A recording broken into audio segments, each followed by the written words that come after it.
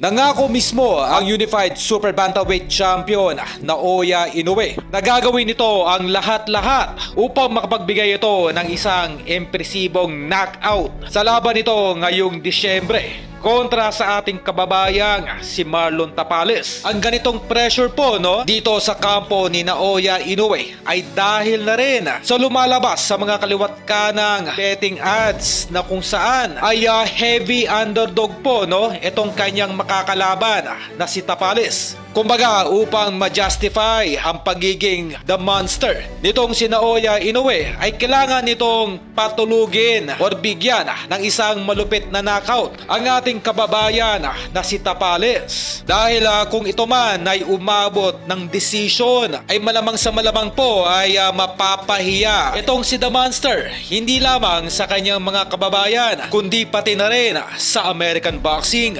Dahil lingid po sa kaalaman ng lahat ay literal po na hindi pa lubusang kilala itong si Tapales sa mundo ng elite boxing. Kaya ganoon na lamang po ang pag-hype ng kampo ni Naoya Inoue para sa nasabing laban para ito ay mabenta. Kumbaga po dito ay ini-emphasize ni Inoue na literal na gagawin itong critical si Tapales pagkatapos ng kanilang laban ngayong Disyembre 26. Sa kaugnay pa rin na balita, tila hindi naapektuhan itong si Tapales sa matinding pressure mula sa kampo ni Inoue na patulugin ito dahil sa huling post ng ating kababayan ay tila nagbigay ito ng mensahe sa The Monster na may pag-aangas at nangako rin ang nasabing Pinoy na inanakaut nito ang nasabing The Monster na si Inoue.